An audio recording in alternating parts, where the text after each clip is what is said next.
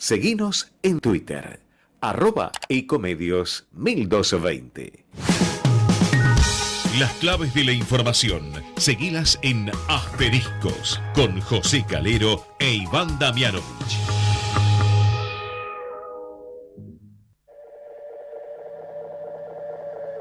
Esto que estás oyendo ya no soy yo. Es el eco del eco del eco de un sentimiento. Su luz fugaz, alumbrando desde ¿Qué tal? otro ¿Cómo les tiempo. va? Arrancamos otro miércoles para compartir toda la información política y económica en nuestros asteriscos por Ecomedios 1220. Bueno, un gobierno que está librando una batalla enorme para tratar de frenar la escalada de precios. Hay acuerdos por todos lados. Se publicó hoy una lista de, una gran cantidad de precios referidos, lo que el ministro Sergio Massa denomina precios justos. Hubo un acuerdo también con toda la cadena de colegios privados para tratar de ponerle un tope a las cuotas, pero todo sigue subiendo. Es un drama que está afectando a la Argentina, la inflación. Se conoció la inflación porteña, 7.3%, la inflación de los trabajadores que elaboran algunos gremios dio 5.5%, y la semana próxima el INDEC informará el costo de vida oficial, que todas las consultoras estiman en un 5,5% aproximadamente. Es enorme la presión de los precios sobre el bolsillo de los argentinos. Va a ser un tema de análisis hoy junto a Iván Damianovich. ¿Cómo estás, Iván? Hola, José, buenas noches, ¿cómo estás? Bueno, no dan respiro los precios, ¿verdad? No, claro, José, en realidad el pronóstico que se había planteado Sergio Massa de poder llegar al 3% mensual para el mes de marzo, bueno, digamos que se está complicando. La semana que viene vamos a conocer el índice del mes de enero, que todo indica estará por arriba del 5,5%. Ojalá, por supuesto, no llegue hasta tanto, o incluso más. Algunos dicen que puede llegar a orillar los 6 puntos. De esta manera vemos difícil que en los 2 meses siguientes el gobierno logre reducir a la mitad esta inercia inflacionaria, con lo cual, más allá de los precios justos, que en definitiva son parches, lo hemos comprobado en la historia argentina de los últimos 40 años, por lo menos desde que yo tengo memoria, con los precios máximos de Alfonsín para acá, hubo muchos experimentos de este tipo, sí, que terminan siendo, ollas a presión, José. Así que, evidentemente, la inflación es, si querés, el tema central que define la vida, la suerte y el devenir cotidiano de los argentinos, y seguramente las chances electorales de este gobierno. Uh-huh. Y bueno, a ese tema de la inflación, uh-huh, vos lo mencionás sobre el final, la cuestión electoral. Le están exigiendo al presidente que defina si se va a presentar como candidato finalmente o no, ¿no? Por supuesto, claro, el kirchnerismo no quiere, Massa le pide una definición, y creo que los gobernadores peronistas también. Pareciera ser, José, como la última, si querés, bandera que le queda a Alberto Fernández en su intento por mostrar que él manda. Un intento que es frustrado desde el comienzo de su gestión, y que, le fueron quitando todas esas posibilidades, o las fue entregando. No vamos a decir solamente que es con causa o provocado por la oposición o por el propio espacio político. Digamos también que él es responsable. De modo que esta última carta, si querés, esta última bandera, que tiene que ver con esta idea de un proyecto político propio, ¿no? Una experiencia de poder que busque, un nuevo mandato, ya, si querés, donde, él lo dijo la semana pasada, ¿no? Gobierna con los que puede, ¿no? Sí, y la verdad que es una declaración que sorprendió, pero lo sumamos, Iván, si te parece, a Carlos Fara, claro, el analista político, que lo tengo en línea. Carlos, José Calero e Iván Damianovich te saludan. ¿Cómo estás? ¿Qué tal? ¿Cómo les va? Buenas tardes. Bueno, estábamos conversando un poco sobre el escenario de Alberto Fernández, pero queríamos tener tu opinión como especialista ¿observas que el presidente puede llegar a tener alguna chance de presentarse a la reelección? No lo, a ver, digamos, no lo descarto hoy, digamos, quizá parezca poco probable porque me parece que el problema acá central es la opinión, digamos, o el veto que quiere ejercer el cristinismo sobre una candidatura de Alberto, la precandidatura de Alberto. De alguna manera se empezó a abrir, digamos, con algunas declaraciones de gente cercana a Cristina, digamos, de que empiezan a aceptar la posibilidad de unas pasos. Me parece que el problema es con Alberto particularmente, y me parece que, como Alberto, digamos, ha dicho públicamente, o ha dejado trascender, de que él estaría, digamos, considerando, digamos, de acá hasta mayo, la posibilidad de presentarse. Me parece que el conflicto, desde ese punto de vista, digamos, va a seguir presente, ¿no? Digamos, me parece que hay una decisión particular, digamos, de tratar de vetarlo específicamente al presidente. Carlos, buenas noches. Iván Damianovich, ¿cómo estás? ¿Qué tal? ¿Cómo estás? Ahora, evidentemente, digamos, como vos referís, ha sido un intento, digamos, permanente, si querés, durante todo el gobierno de Alberto Fernández, bueno, lidiar con quienes no terminaban de aceptar su estilo, sus modos, sus decisiones. Bueno, en definitiva no sorprende que sobre el final de su mandato quiera, me parece, ¿no?, dar alguna otra señal, una última señal, si querés, de autoridad. La pregunta en todo caso es, ¿tiene alguna autoridad real política hoy por hoy el presidente de la Nación, o ya se ha licuado de todo poder y lo que vemos en definitiva, bueno, es los rezagos, si querés, de un administrador que como puede va llegando o intentando atravesar el último año de gestión? Mira, yo creo que está claro, digamos, que el presidente tiene un poder muy acotado. Ahora, hay, digamos, una serie de resortes formales que siguen estando en manos de él, ¿no? Desde el punto de vista del Ejecutivo, él podría, digamos, nombrar, ahora se fue Mansur, o se va Mansur en estos días, podría nombrar, digamos, a quien quiera desde el punto de vista de jefe de gabinete. Total, digamos, la pelea con el cristinismo está totalmente desatada y no tiene arreglos, ¿no? Le caiga bien o le caiga mal a la vicepresidenta. Él es el presidente del PJ, nada más y nada menos, con lo cual, digamos, cualquier debate o polémica o conflicto que haya respecto a la constitución del Frente de Todos, o como se llame, para este año, digamos, él obviamente va a tener incidencia. Es decir, hay una cantidad de detalles que escapan, digamos, a la posibilidad de control de parte del cristinismo, y desde ese punto de vista es poco poder, pero te diría uno de esos poderes pequeños, pero que pueden, digamos, trabar o obstaculizar, digamos, una construcción política, ¿no? Y vos señalabas en una columna de opinión, Carlos, que la vicepresidenta tiene más poder de veto que poder real, y hacías todo un análisis de cuál es el escenario del poder en torno de Cristina Kirchner. El kirchnerismo ya ha dado señales de que quiere, por ejemplo, cambiar el acuerdo con el FMI, que no está conforme con lo que se ha firmado. ¿Qué poder de daño puede tener Cristina Kirchner sobre los pasos que pretende dar Alberto Fernández?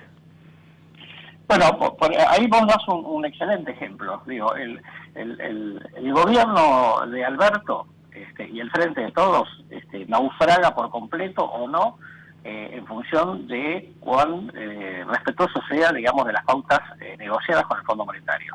Eso depende pura y exclusivamente del Poder Ejecutivo. Digamos, el acuerdo fue aprobado en el Congreso en su momento, y de esa situación, digamos, de ese respeto, de esa prolijidad también depende, digamos, la situación del propio Sergio Massa, ¿no?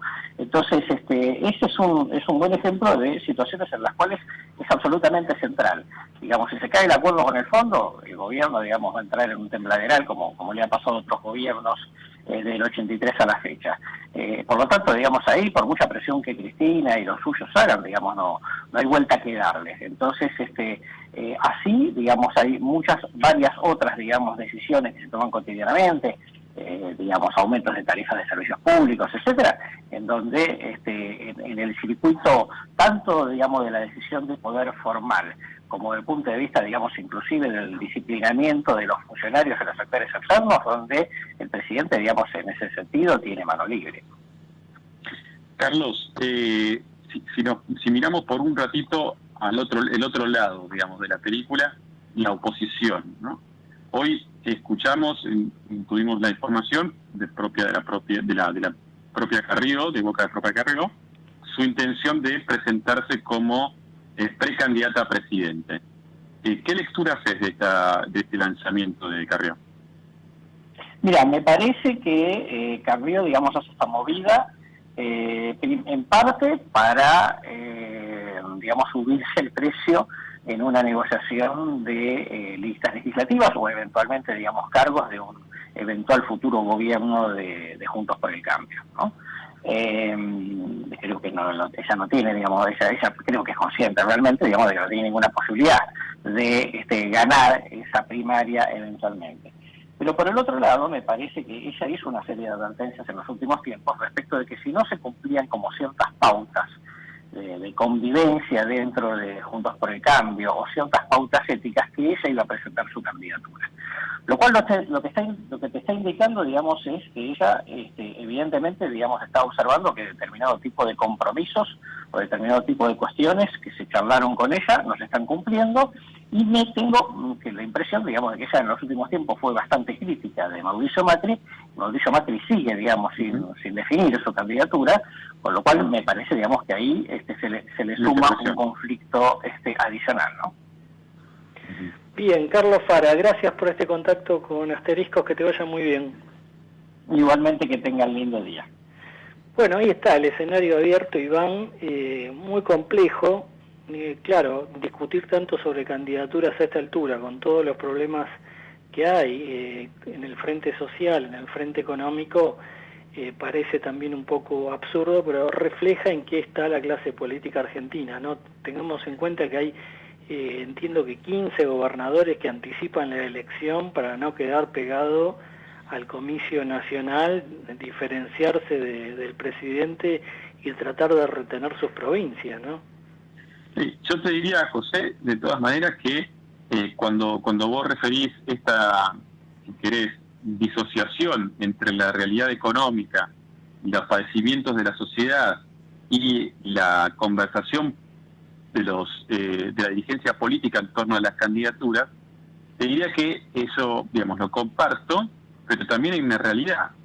La realidad es que estos problemas y estos dolores de cabeza a los que está tan acostumbrada lamentablemente la sociedad argentina, sobre todo desde el punto de vista económico, van a continuar durante los próximos meses. Es decir, esto no es que, bueno, se va a resolver en un corto plazo. Lamentablemente para todos nosotros, estamos en un tren, no viene de ahora, sino de hace tiempo, muy peligroso, que obviamente va a seguir afectando la condición de vida de los argentinos. De modo que la conversación política en torno a las candidaturas llega, ahora sí te diría casi ya en un tiempo naturalmente preelectoral, pero donde indefectiblemente el problema económico y social va a permanecer. Bueno, y mucho de esto está vinculado con la inflación. El gobierno acaba de firmar un acuerdo con los colegios de enseñanza privada para ponerle un tope al nivel de aumento en las cuotas. Iván, lo tenemos en línea, Martín Zurita, que es secretario ejecutivo de la Asociación de Institutos de Enseñanza Privada de Buenos Aires. Martín, José Calero e Iván Damianovich te saludan. ¿Cómo estás?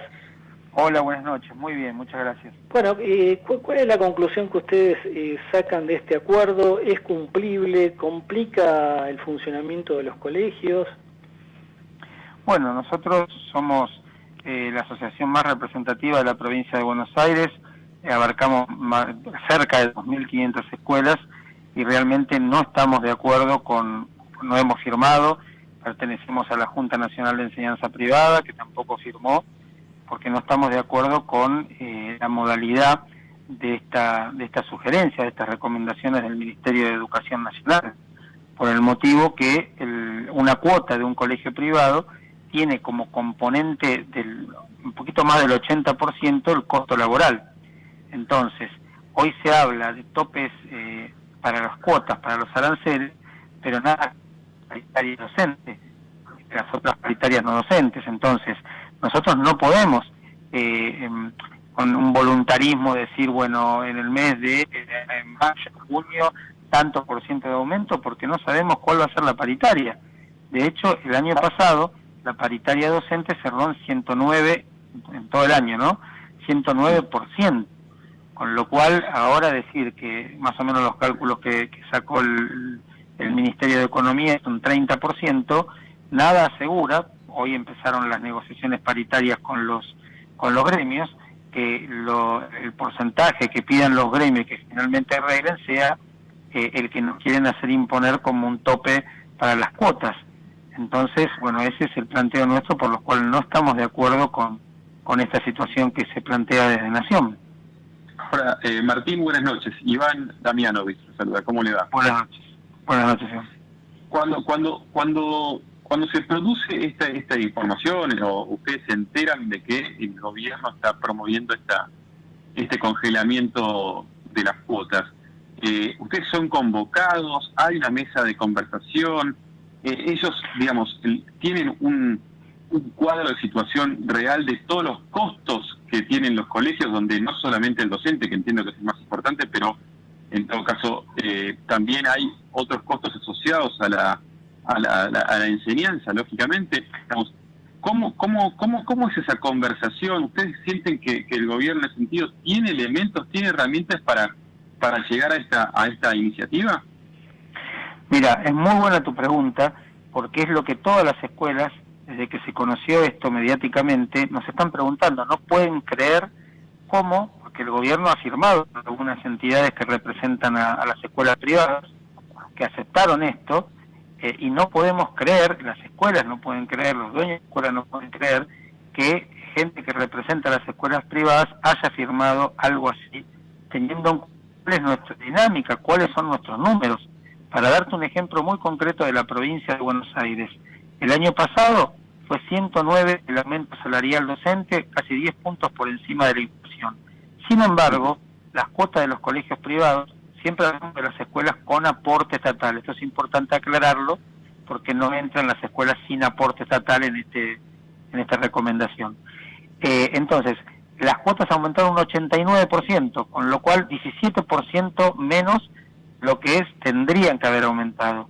Y de hecho, en diciembre hubo otro aumento salarial que no se pudo recuperar en la cuota, y en diciembre también arreglamos, o mejor dicho, el 29 de noviembre, se acordó con el gobierno provincial un aumento para las cuotas de marzo del 20%.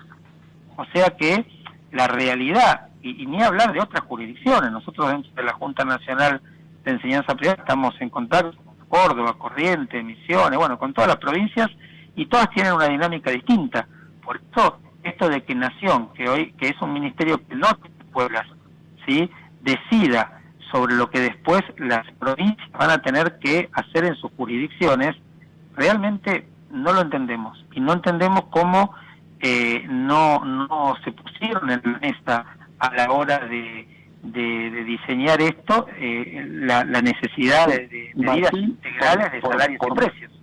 Por mi parte, la última consulta para terminar de entender. ¿Esto es una sugerencia, es una orden, digamos, una orden en el sentido de que si no se aplica tal como lo prevé el gobierno, las instituciones privadas son susceptibles de algún tipo de multa o de apercibimiento? ¿Está todavía? ¿Cuál es el estatus de esto? El estatus es que, primero, el Ministerio de Nación no tiene injerencia sobre las cuotas de los colegios privados que tienen aporte estatal. O sea, no tiene ninguna injerencia. Entonces, lo que hace el Ministerio es recomendar, y mañana, de hecho, se presenta esto al Consejo Federal, que está integrado por todos los ministros de Educación de las 24 jurisdicciones de Argentina. Entonces, ahí los ministros cada uno lo toma y lo tiene que llevar a su provincia. De hecho, yo estuve hoy en una reunión, nosotros somos miembros de CAME, y estuve en una reunión, somos parte del Consejo Directivo, donde estaba el gobernador de Córdoba. Yo le pregunté al gobernador de Córdoba, gobernador Schiaretti, usted mañana se va a firmar esto en el Consejo Federal, ¿cuál es la postura de Córdoba? Y él dijo directamente que Córdoba no va a aprobar esto, porque en Córdoba ya se está trabajando con las escuelas privadas y no tienen problema con el tema de cuotas, o sea, se está trabajando bien. Entonces, esta injerencia del gobierno nacional en algo que es de las provincias, y nosotros en la provincia de Buenos Aires también estamos trabajando con la provincia y nos reunimos y estamos trabajando bien, a pesar de que no llegamos a los importes que nosotros necesitamos, por esta cuestión que te comentaba, pero se está trabajando muy bien. Entonces ahora la pelota queda del lado de las jurisdicciones. Y después sí, si una jurisdicción decide tomar esto, por supuesto que las escuelas tienen que adherir, pero me imagino, quiero entender que las jurisdicciones cuando bajen esto van a tener reuniones con las asociaciones para discutir justamente si esto es factible o no.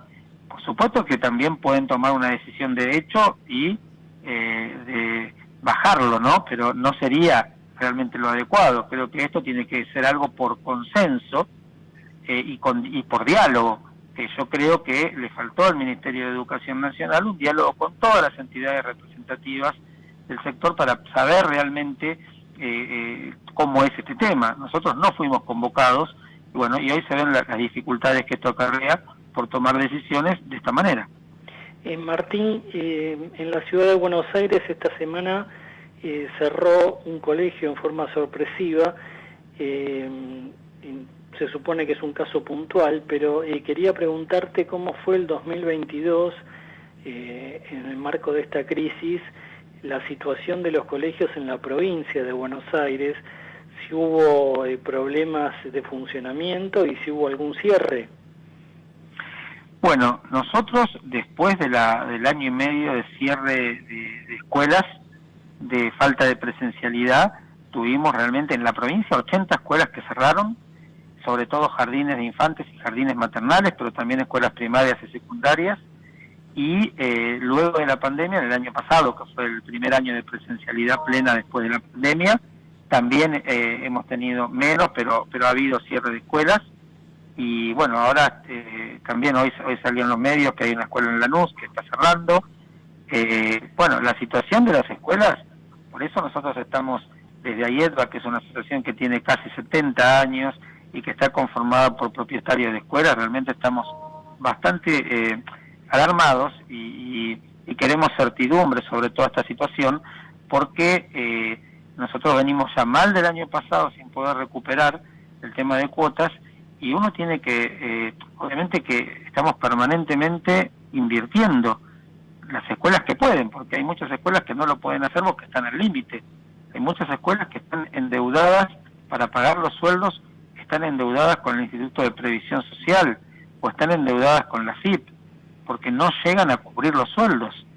Entonces, esta es una situación real que hoy están viviendo muchas escuelas en la provincia de Buenos Aires y en el resto del país. Por lo tanto, consideramos que medidas de este estilo que afectan muchísimo a la previsión que tiene que tener una institución educativa, realmente se tendrían que haber tomado con otro tipo de consensos. Bien, estaremos siguiendo el tema. Martín Zurita, gracias por este contacto. No, por favor, gracias a ustedes, adiós. Ahí estaba el secretario ejecutivo de la Asociación de Institutos de Enseñanza Privada, en este caso la entidad más representativa de la provincia de Buenos Aires.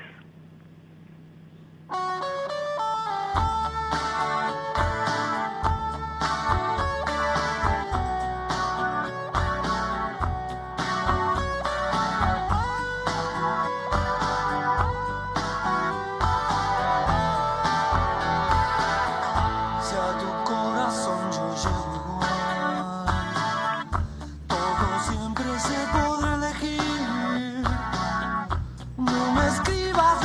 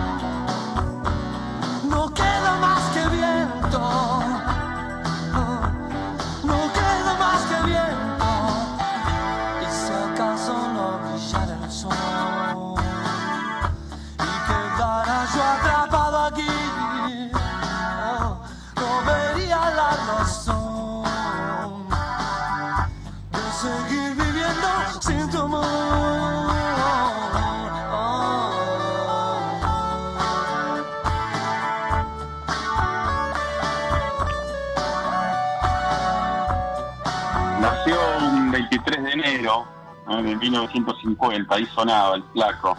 Lo extrañamos, un día como hoy, pero del 2012 se nos fue, un 8 de febrero, Luis Alberto Spinetta, siempre recordado como uno de los más grandes del rock argentino, un hombre generoso, un padre ejemplar, que le puso poesía, música, melodía, profundidad en cada una de sus letras y sus canciones, por las bandas que le tocó atravesar, formar parte y por supuesto fundar, como Almendra, Pescado Rabioso, Invisible, Espinita Jade, Los Socios del Desierto.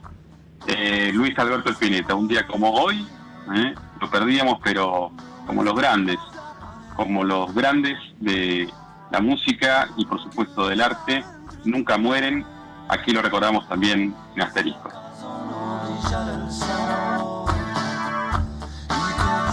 Yo atrapado aquí, no vería la razón en seguir viviendo sin tu amor. Bien, estamos ya sobre la media hora de Asteriscos, información clave a mitad de semana.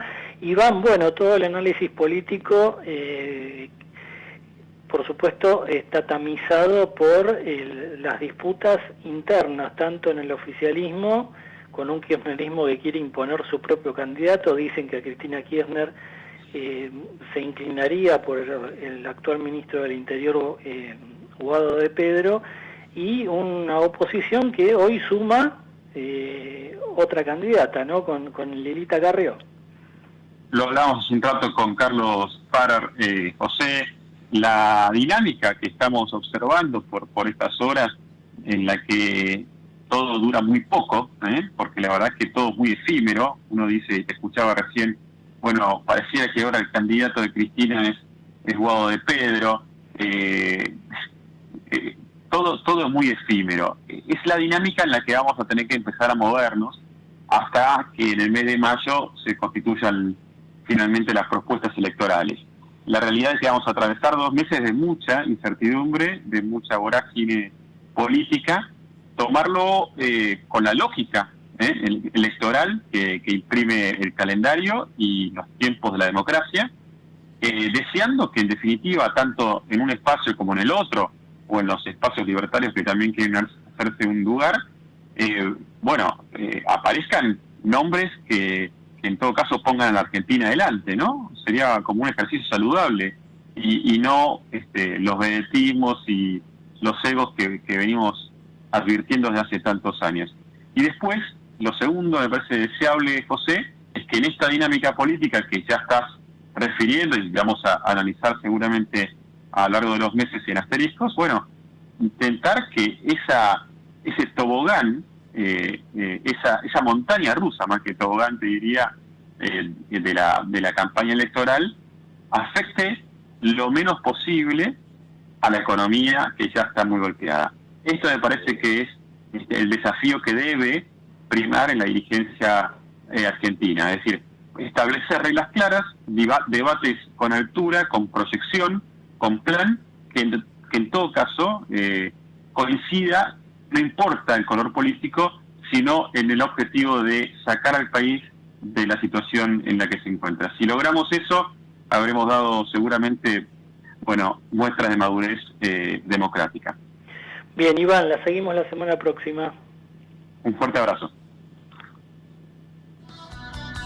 Vamos la radio, somos tu voz.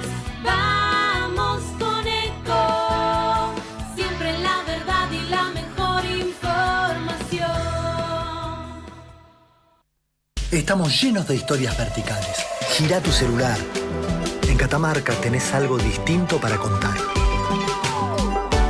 Girá, girá, no te pierdas de nada. Vení a contar una historia distinta.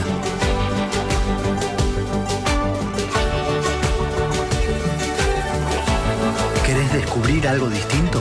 Girá y vení a Catamarca. Cuidar es la herramienta digital del Ministerio de Salud. Descargala en tu celular a través de tu App Store o Google Play y carga tus datos. La aplicación te permite hacer un autodiagnóstico, acceder a tus certificados y consultar el resultado de tu hisopado. Ahora podés acceder a la información provista por el Ministerio de Salud y ver tu diagnóstico COVID-19 de forma rápida y sencilla. App Cuidar. Sigamos cuidándonos. Gobierno del Pueblo de Merlo. Intendencia Menéndez. Informate en ecomedios.com. Seguinos en Facebook. Ecomedios Live. Acompañan a José Calero en Asteriscos. Yo estudié en la Escuela Técnica número 35 y a través de eso pude ingresar al autódromo de la ciudad de Buenos Aires. Todo lo que uno estudia y trabaja termina dando su fruto. Tu sueño puede ser tu realidad. Hacer prácticas educativas en la ciudad es una realidad. Conoce más en buenosaires.gov.ar/educación. Buenos Aires Ciudad. Grupo Petersen, desde 1920, construyendo el país. ¿Tenés Credicop móvil? Entonces tenés Modo, la billetera de los bancos que te permite centralizar todas tus tarjetas y cuentas, pagar tus compras en comercios adheridos ahorrando con beneficios Credicop y también pedir, recibir o enviar dinero a tus contactos. Modo está en Credicop móvil. Es muy fácil, te registras desde la aplicación Credicop móvil y listo. ¡Chao efectivo! Hola Modo. Banco Credicop Cooperativo. La banca solidaria. Aplicable a la cartera de consumo sujeto a los términos y condiciones de uso definidos por Modo, disponibles en www.modo.com.ar. Modo es una plataforma tecnológica de propiedad de Play Digital S.A. Más información en www.bancocredico.com. Y ahora, el mundo que viene en Asteriscos, con toda la información sobre las tecnologías de vanguardia con Rodrigo Barber.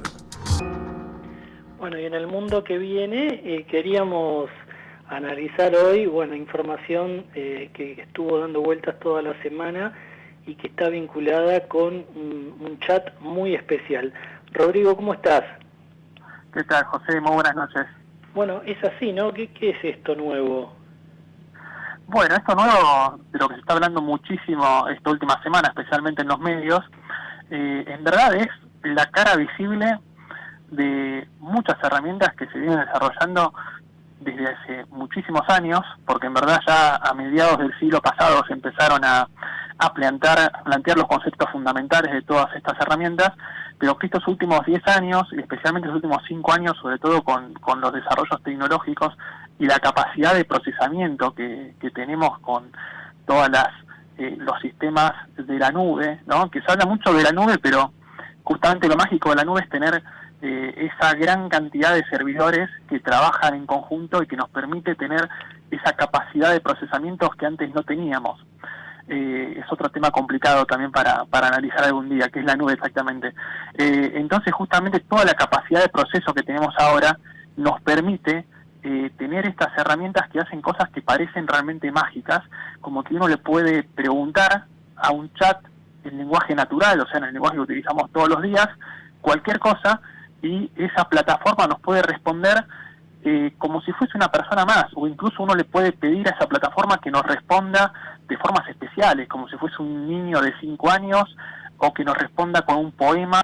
¿Y cómo hace esa plataforma para hacerlo? Lo que hace es analizar en forma previa miles de millones de documentos, de textos, y justamente ir aprendiendo cómo funcionan esos textos y tratar de entenderlo y por repetición y por las famosas redes neuronales, que son esos sistemas que se van entrenando de esa manera, poder ir generando esas formas que nos parecen tan similares al lenguaje natural porque justamente están basadas en todo lo que nosotros fuimos publicando en Internet, en libros y en todos los materiales con los cuales se alimentó a esa red neuronal. Bien, y esto se llama Chat GPT. Exactamente, el Chat GPT es una herramienta más de las muchas que existen. Tomó mucha notoriedad estos últimos días porque apareció mucho en prensa y llamó mucho la atención que va a estar incluido dentro de uno de los buscadores más importantes después de Google, que es el buscador que tiene el monopolio realmente, especialmente en Sudamérica, en muchos lugares, porque tiene casi un 90% del tráfico, pero Bing, que es la plataforma de Microsoft, junto con el navegador Edge, van a comenzar a incluir de forma predeterminada esta herramienta.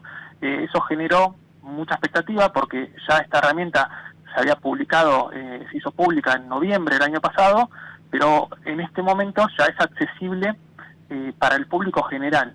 Y los resultados son impresionantes porque uno básicamente puede pedirle cualquier cosa a estas herramientas. Entonces, ChatGPT, que es esta plataforma que es de una empresa que se llama OpenIA, que se fundó en el año 2015 y en el cual invirtieron muchísimo dinero, mucha gente muy importante, entre la que se incluye, por ejemplo, Microsoft, que invirtió millones, Elon Musk, y esa empresa tiene por fin crear inteligencias artificiales que sean buenas para la humanidad, porque siempre existe ese temor de la inteligencia artificial que sea un peligro para la propia sociedad. Sí, ya ha sido tema de muchas películas de ciencia ficción y libros también. Y un día después de que Microsoft promueve este chat tan especial, Google intentó presentar el suyo, se llama Bard. Leía las noticias financieras de hoy. Parece que Bard dio una respuesta errónea a una consulta que le hicieron y eso provocó una caída muy fuerte, más del 7% en las acciones de Google en Wall Street. Así que bueno, en este caso Google trastabilló, ¿no? En verdad lo que sucede es que todas las inteligencias artificiales, tal como las pudimos desarrollar al día de hoy, cometen ese tipo de errores. Porque si nosotros alimentamos esa inteligencia artificial con un montón de información, todas las afirmaciones o toda la información que esa inteligencia artificial nos da está basada en toda la información con la que fue alimentada. Incluso ChatGPT, por más que siempre las respuestas son en forma totalmente asertiva, porque cada vez que tenemos una respuesta de ChatGPT o de Bard, que es justamente la inteligencia artificial que Google está integrando en su plataforma, siempre las respuestas parecen que las dice con un nivel de certeza total. Es realmente cada vez que dicen algo parece que es la verdad pura. Claro. Y en verdad cometen errores, porque todo lo que ellos dicen, o todo lo que dicen estas inteligencias artificiales, dependen puramente de la información con la que fueron alimentadas. Entonces ChatGPT también comete errores, pero lo interesante es que estas inteligencias artificiales tienen la capacidad de poder, así como se alimentan de la información, después poder aprender de sus propios errores, obviamente en la medida en que los desarrolladores activan esa posibilidad. Lo que es emocionante de todo esto es que estos avances, como te contaba, son la cara visible, la que ve el público, de tecnologías que vienen hace muchísimo tiempo desarrollándose y que lo emocionante es que van a cambiar el mundo en el que vivimos, van a cambiar montones de trabajos, van a cambiar montones de profesiones, van a hacer que muchas cosas que hacemos los seres humanos ahora queden totalmente obsoletas. Y no es broma, y no es una exageración. Bueno, y tal vez en unos meses o en unos años tengamos al frente de Asteriscos a un chat GPT conduciendo también, ¿por qué no? Todo es posible, hay que tener cuidado porque todo es posible. Lo importante es que como seres humanos sigamos destacándonos en eso en lo que vamos a seguir siendo relevantes, porque la inteligencia artificial para muchas tareas que hacemos nosotros viene pegando muy fuerte, así que hay que cuidar los puestos laborales. Rodrigo, gracias, te mandamos un abrazo. Muchas gracias, hasta la semana que viene. Bien, ahí estaba todas las nuevas tecnologías que vienen en este mundo y que viene. Hoy arrancamos el programa comentando el frente económico complicadísimo que tiene la Argentina. La semana próxima se va a conocer el índice oficial de precios, pero ya hay varios anticipos. En la ciudad 7.3% en enero, el índice de los trabajadores 5.5%. Las consultoras que están estimando alrededor del 5,5%, un poco más, para la inflación de enero. Es una muy mala señal para la expectativa que tiene el equipo económico, pero lo queríamos analizar ahora con un especialista que es el director asociado de la consultora EcoGo, Sebastián Menescaldi. Sebastián, José Calero te saluda, ¿cómo estás? Muy bien, José, ya para seguir. Bueno, gracias por atendernos. Enero es más complicado de lo que pareció prever el ministro Massa.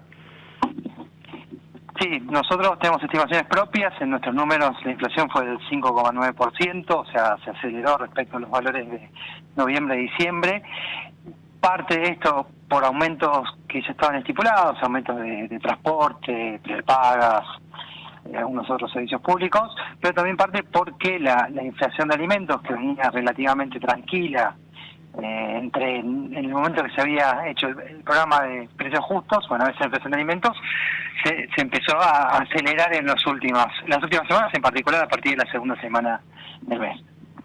¿Ahí jugó un rol clave la carne, Sebastián? Tuvo un punto importante la carne que sigue pegando en febrero y va a pegar, parece, también de manera importante a lo largo de este mes.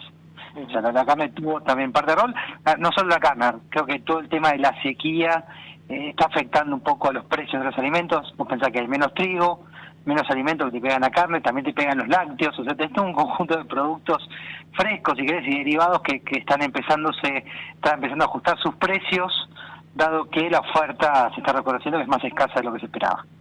Bueno, hoy se anunció una lista de unos 2.000 precios, precios justos, lo llama el equipo económico, con los cuales se trata de combatir el alza de precios en la economía en general.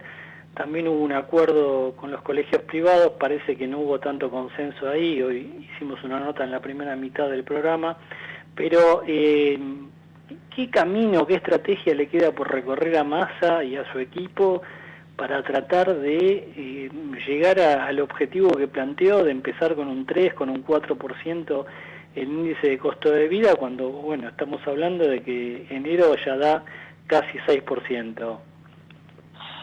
La verdad que veo complicado que Massa logre su objetivo. ¿Pero por qué? Primero, por un lado, precios justos empezó bien, pero depende de algo, de tener dólares. Y si no tenés los dólares, ¿por qué? Massa lo dijo sinceramente en una de sus notas.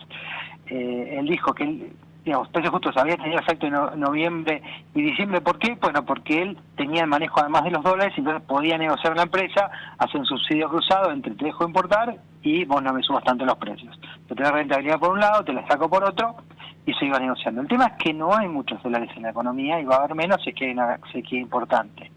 Entonces eso le va a complicar a Massa el acuerdo, y en particular las empresas, cuando vean de repente que no pueden acceder a los dólares que les habían prometido, bueno, probablemente vayan también incumpliendo los acuerdos de precios, y por eso que le pedimos precios que en noviembre y diciembre se habían desacelerado, pero a partir de enero y febrero empezaron a subir. Y hacia adelante yo también veo complicado ese cumplimiento. ¿Por qué? Porque el cumplimiento, digamos, de poder reducir la inflación de manera genuina, tiene mucho que ver con qué es lo que vaya a suceder con el balance del Banco Central. Si el Banco Central consigue dólares y además emite menos pesos, es muy factible que pueda reducir más a la inflación. Ahora, si uno tiene una perspectiva de que la cantidad de pesos que hay en la economía no solo no va a bajar, sino que va a subir, se va a incrementar, y que la cantidad de dólares está limitada porque tu oferta este año va a ser 20.000 millones de dólares inferior a la del año pasado, la verdad que yo veo muy difícil que Massa logre controlar las expectativas y logre controlar los precios. Y por otra parte, Sebastián, el gobierno aplica un cepo cambiario justamente, y también en las importaciones, justamente para tratar de frenar la salida de dólares, pero por otra parte con ese cepo tampoco llegan dólares para invertir. Ahora, el gobierno sabe que la oferta de dólares que tiene es muy limitada. Los dólares de una economía pueden venir a partir del crédito del gobierno, que no existe, o sea, no lo puede conseguir, pueden venir a través de la oferta comercial, que es lo que yo veo que está muy limitado, porque tu cantidad de exportación va a ser limitado. Una tercera opción sería que los privados traigan dólares. La verdad que yo veo que los dólares, no vamos a tener más dólares en la economía. Nadie confía y nadie tampoco va a traer dólares o va a querer endeudarse en dólares. Entonces veo esta situación complicada de acá hacia adelante, y lo que también te va a pegar es que va a caer el nivel de actividad, que es lo que ya vimos en los datos de importaciones de diciembre, que me parece que fueron similares a los que van a venir ahora de enero. Y este escenario además se complica porque muy pronto, en pocos meses, tal vez ya mismo, hay muchas decisiones de inversión y en materia económica en general que van a empezar a postergarse a la espera del resultado electoral. A ver, no solo se van a postergar, yo creo que Massa tiene claro, cuando pone este cepo, si tiene que elegir entre que una industria siga produciendo, dado que pueda importar un insumo básico, o alguien tiene que traer una máquina, o hacer alguna inversión, o va a traer un auto, bueno, yo creo que claramente va a elegir la producción. Yo creo que la inversión parte también va a estar afectada porque no va a haber dólares. Entonces no te voy a dejar traer ese equipo hoy. Porque como no hay dólares, yo, bueno, la verdad que prefiero darle ese dólar al que me necesita un tornillo para fabricar algo. Entonces yo creo que la inversión este año, que es algo que ya se empezó a observar desde aproximadamente septiembre del año pasado, la inversión ya empezó a caer y va a seguir retrocediendo este año. Va a ser gran parte del ajuste, va a caer sobre ese segmento. O sea, este año va a ser pocas inversiones, más allá, o sea, solamente te van a caer, ¿qué inversiones? Las inversiones que se pueden hacer con los pesos que están dentro del cepo. Por ejemplo, las petroleras. Bueno, aparte de eso, se sigue haciendo con todos los pesos que están atrapados o toman pesos acá para que después puedan importar y traer parte de la maquinaria. Sebastián, el gobierno se enredó, a juicio de muchos operadores del mercado, con esta decisión de que iba a recomprar $1.000 millones en bonos de la deuda. Después pareció frenarse en parte eso y tuvo que salir el secretario de Finanzas a decir, bueno, hoy vamos a recomprar 200 millones. ¿Se equivocó en la estrategia del equipo económico con este tema? Yo creo que la estrategia del equipo económico, a ver, ¿cuál fue? En verdad, creo que este tema fue lanzado para poder darle alguna cobertura al Banco Central para poder intervenir en la brecha. O sea, no es que el gobierno haya decidido, usualmente una empresa recompra sus acciones para sostener el valor de sus acciones. No fue el caso, creo que, de la medida esta. Para mí le está dando un marco legal para operar al Banco Central para poder controlar la brecha que se había disparado a partir de la segunda semana de enero, que creo que, no, en términos de esto sí fue efectivo, digamos, logró controlar parte de la brecha en el blue. O sea, creo que va por ese lado la idea del proceso de recompra. No era para sostener el valor de los bonos argentinos. Bien, bueno, indudablemente el tema inflación va a ser un eje clave, como lo viene siendo estos últimos años en la Argentina. Veremos qué ocurre en los próximos meses. Sebastián, te agradecemos mucho este contacto en Asteriscos. No, muchas gracias a vos, José. Hasta luego. Ahí estaba Sebastián Menescaldi, director asociado de la consultora EcoGo. Bueno, analizando todo este escenario, los precios ya se fueron en enero hacia la zona del 6%, hay coincidencia. Veremos qué dice el martes el INDEC. Ahora, las claves de la información bonaerense en Asteriscos.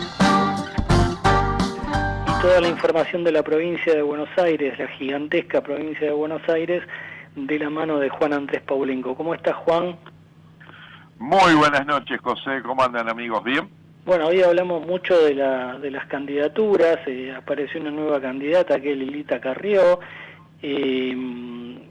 También hay dirigentes radicales que se están preparando en gateras para lanzarse. Antes de arrancar con la temática del día, Juan, te pregunto, Lilita Carrió, ¿qué dirigentes tiene en La Matanza?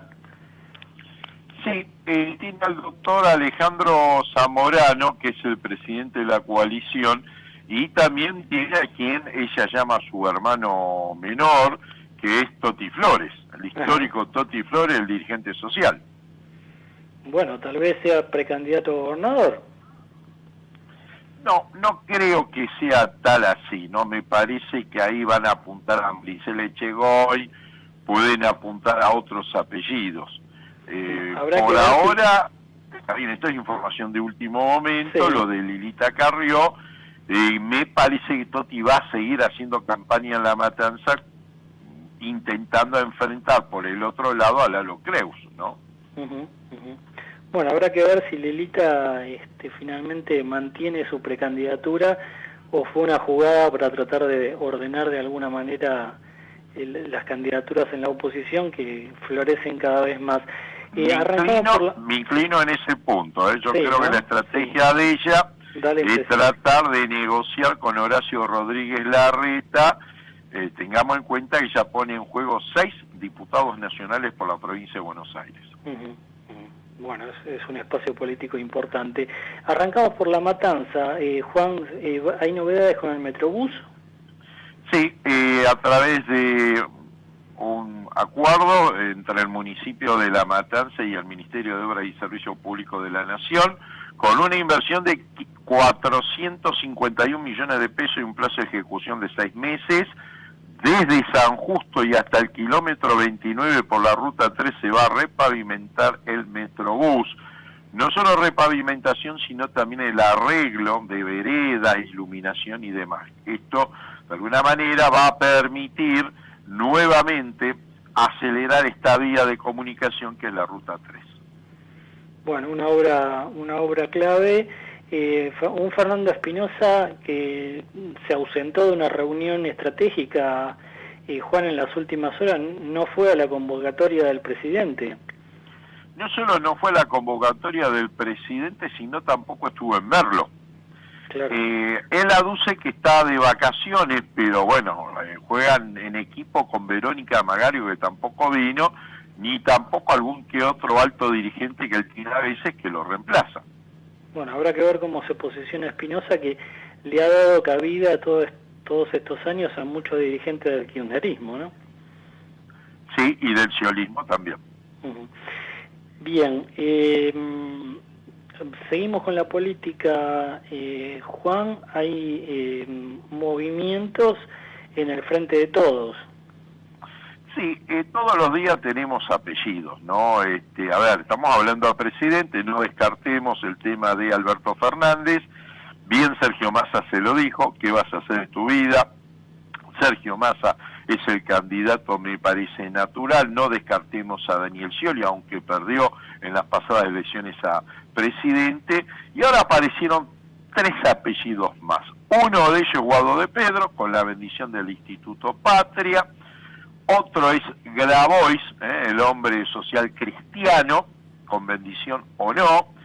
Y no olvidemos a Juan Mansur, un Juan Mansur que va a intentar volver a Tucumán, va a participar y va a intentar ganar, ¿no? Con Jaldo acompañándolo como vicegobernador. Y por ahí, ¿quién te dice que renuncia a la vicegobernación para lanzar con toda la fuerza desde Tucumán su candidatura a presidente de la Nación? Bien, un Mansur que se está yendo de la jefatura de gabinete. Hoy trascendió que muy probablemente lo reemplace Agustín Rossi. Habrá que ver qué ocurre en los próximos días, qué definiciones toma Alberto Fernández. Por el lado de los liberales hay novedades también, Juan. Sí, apareció Ramiro Marra. ¿Quién es Ramiro Marra? Legislador porteño de Avanza Libertad, precandidato a jefe de gobierno por la ciudad de Buenos Aires. Dijo: somos mucho más antikirchneristas que Juntos por el Cambio. Claro, porque a veces dicen, a ver, esta gente para quién está jugando. Está jugando para el kirchnerismo, está jugando para Juntos por el Cambio. Yo creo que hoy por hoy intentan tener responsabilidad propia. Y si me permitiste, voy a dar 3 chimentos.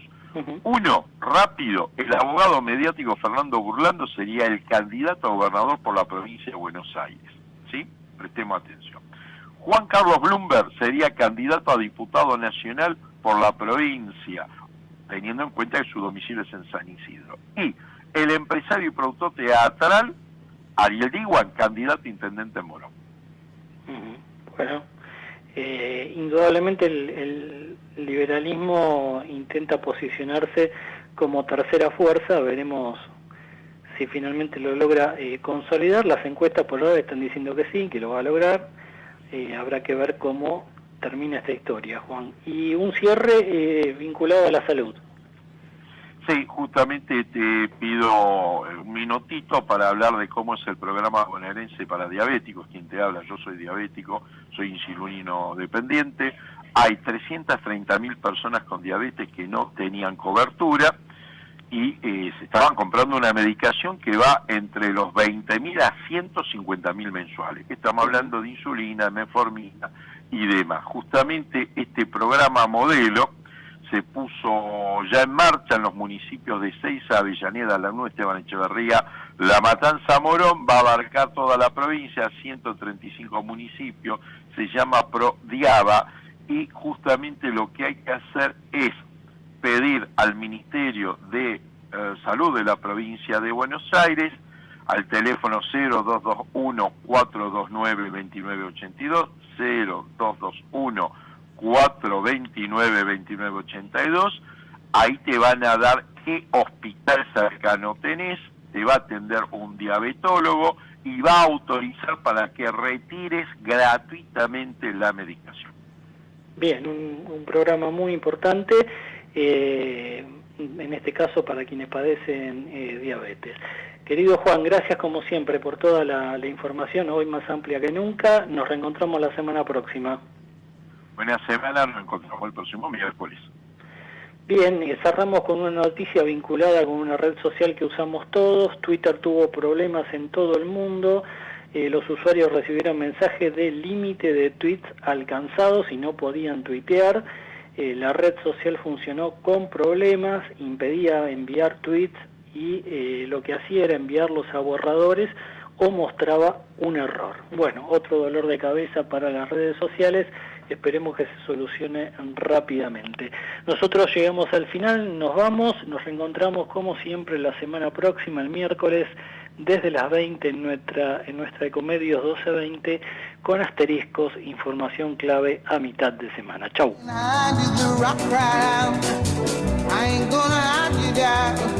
All on that day